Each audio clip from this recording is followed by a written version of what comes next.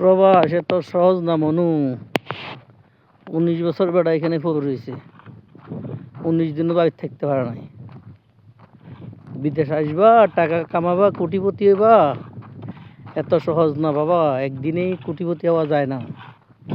বেটায় 19 বছর, জীবনটা শেষ।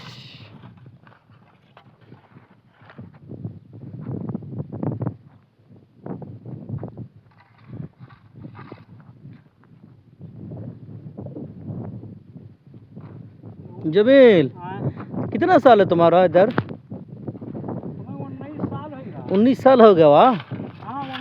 19 साल में कितना बार छुट्टी गया वहाँ? 2-3 चक्कर गया। इतना सा बस? हाँ।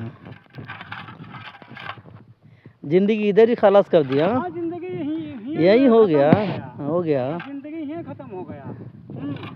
आज आज सऊदी राहत राहत 19 साल हो 19 साल हो गया। हाँ, उससे सऊदी आए हमें 20 साल होता है।